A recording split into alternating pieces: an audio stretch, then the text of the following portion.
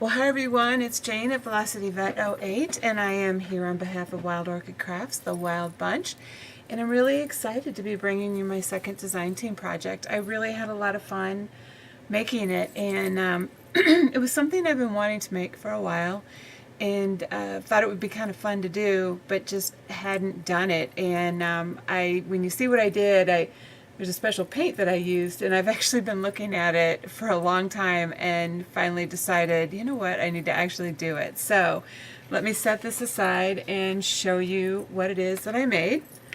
I made a chalkboard, and kind of get the glare off of it there. As you can see, it has Wild Orchid Crafts letters on there, and it was so fun to make. And you guys, what like a really fun economical thing.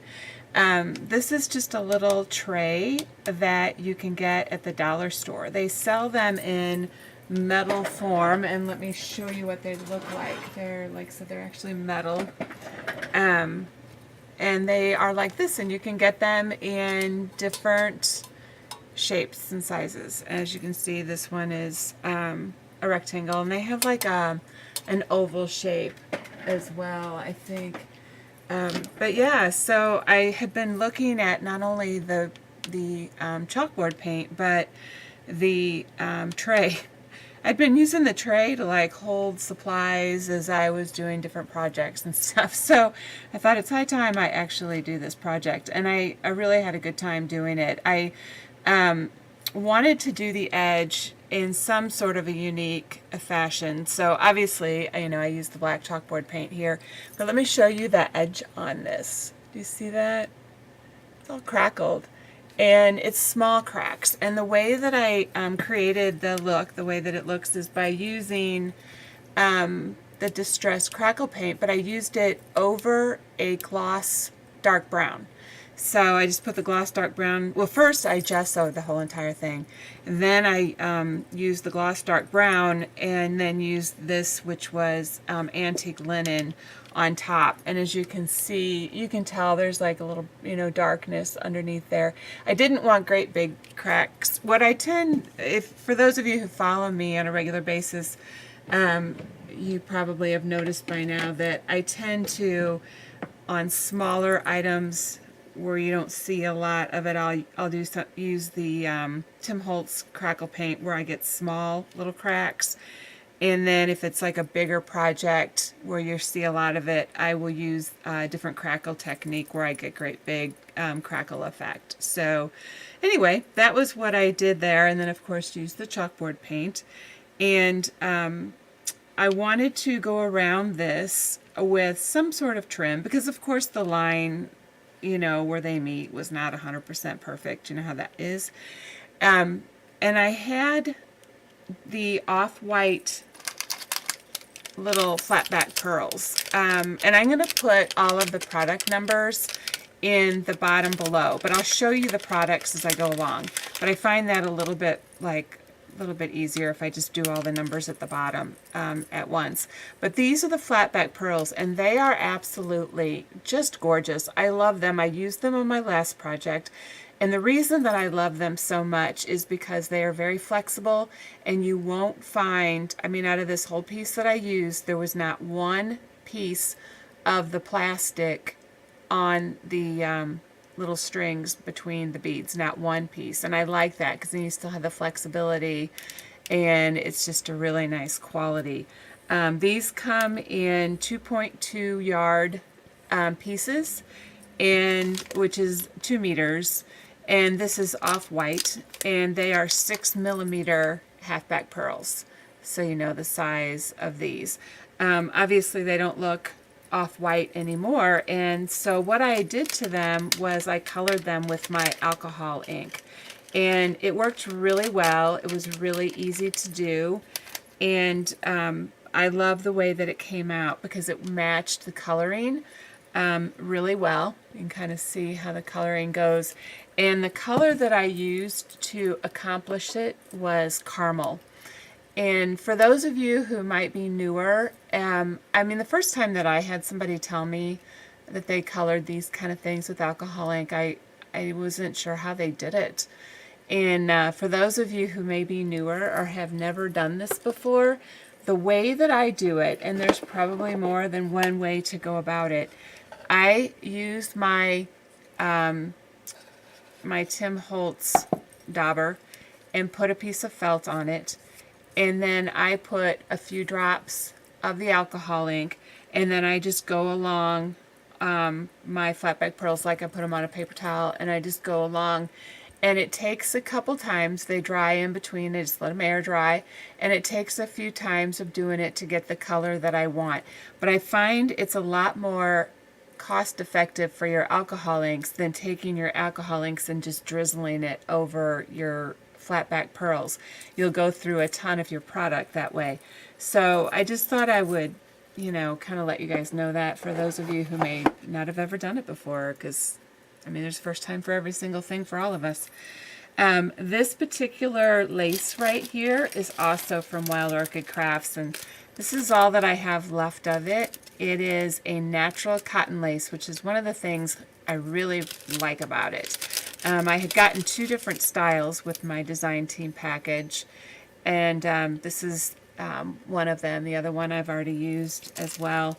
And it's just a natural cotton lace, and it's just real soft and delicate and nice. I really, I do like it a lot. It's got a nice feel to it. So, and I thought it went very well on here. Just the coloring went well. I didn't feel the need to color it with anything because it blended quite nicely, I thought. So I used that and then put the pearls on top of it. Over here on this side, this is a spray from Tresors Deluxe that I had in my stash of supplies from working with them. And then this butterfly I purchased from Renee Bouquet. It's a little Etsy store, and I just thought the coloring went really nice. And then to kind of highlight them and tie like the colors that I had in down here with up here, I used some of these two-tone champagne pink Cosmo daisies. And the coloring on these is absolutely just stunning. I have my camera zoomed in a bit, so hopefully you can see these things pretty well. These are just beautiful. When I got these in my design team package, I was just like, oh my gosh, these are so beautiful. I really did like the color on them. So this is what I used, and I used a little crystal stickles on them to give them just a little bit of, you know, a little bit of that glittery look. And these come 50 in a package, which is a lot. I mean, that gives you quite a few to play with. So I tucked like 3 of them back here and 1 back here, and then I just have another little spray right here that was from my stash. And then what I ended up using to hang this with is some of the Wild Orchid Crafts seam binding, and I used the ivory. A lot of people don't know that Wild Orchid Crafts has a lot more besides just flowers. They have a lot of things out on their site if you go look around. And one of the things they have is beautiful seam binding. It comes like this, not crinkled. It comes smooth. And you can crinkle it if you want, and if not, you can use it smooth, which I kind of like having the option. You can use it either way. And I will provide the product number for this as well down in the bottom for you guys. But I just doubled it up, and what I did was I had my husband drill a hole in each side here, and then I just pushed it through the hole and tied a little knot at each spot, and that way it was real easy to hang. And the back, just in case you guys are wondering what it looks like, I just put a piece of paper from the Tim Holtz stash pad, and just to finish it off, because you know it hides the ugliness on the back, because of course you know it was still shiny metal and that sort of thing. So that's how I finished it off, and I had done the crackle all the way around, you know, but I thought even though it's hanging on the wall, it still would look decent. So yeah, so that's how it hangs. And then down here in this corner, this is where I did my main flower cluster of Wild Orchid Craft flowers. And the first thing that I laid down was this spray right here. Now I've altered it quite a bit. And it was my last one that I had. And it's actually called the Light Mocha Gardenia Flower Spray. And you get 5 of them in a package. And I just happened to have used a bunch of them in a layout that I did a while back. And so it was the only one that I had. But I used a couple of different of my stickles on it, and I also used a little bit of glitter that was Lindy Stamp Gang glitter, just to kind of give it a little bit of kind of this coralish color mixed in with it, and gold. I wanted to brighten it up a little bit and have it kind of tie in with like I used this gold spray here, which I'll go over in a minute, but I wanted to tie some of these things together. And I had a little bird from my stash. I've had for ages. These right here is that grass I used in my last project. I love it. It's the green medium grass, and I call them leaves myself, but they're technically grass.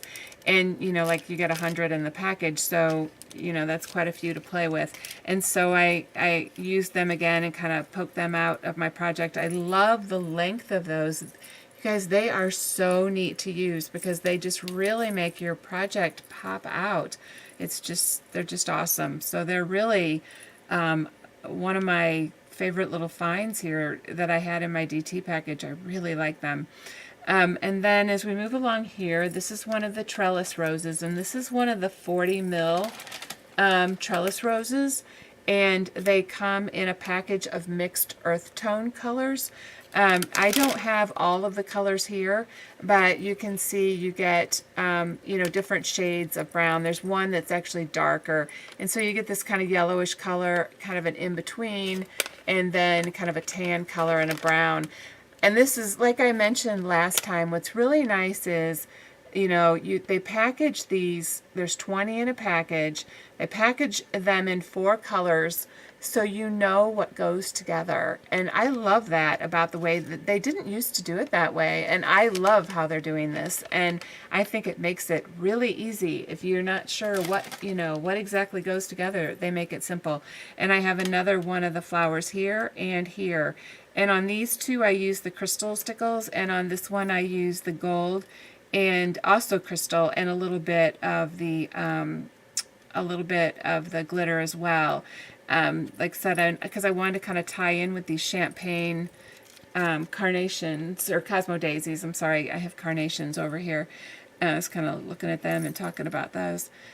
These right here I wanted to mention. I want to show you what this is. I hardly have any of these left either. These are actually, these are the gold ones, but these are their bead berry spray clusters, they're called. And this is what they look like. You get 12 of these. You get a dozen of them in a little package, of cluster of them, and they have leaves around them, and it's a cluster of like stamen, really. And they are like, some of them are slick and some of them have texture to them, and they're just mixed together, and it makes absolutely beautiful filler. It's going to hold that up, and you can see how that just kind of fills in through here and up here as well. You can see at the top, and I just really like that a lot. There's actually one tucked in here behind the little bird, and I think they're really neat. I have them in a few different colors. I have them actually like in red and pink and silver and gold. They're beautiful at Christmas time, you guys. I mean, if you're thinking about maybe collecting together some of those items, or a lot of people do Christmas in July projects, things like that. These are beautiful, but as you can see, they work with a lot of different projects, so it fit in perfect with this. So I had those. I took quite a few of them around, and that was another reason why I wanted to use some of the gold stickles. And then here I have another one of the Cosmo daisies, and then over here I have the carnations, and the carnations come in again, a mixed pack. It's 20 mixed pink carnations, and you get kind of these, which are almost like a peachy pink, and then there's these which are more like a white with pink tip, and then there's also ones that are just solid pink, and then there's ones that are more white, which is barely a tip of pink at the ends on their tips. They're so pretty. Again, so you can't go wrong with what goes together. They're just really, really nice.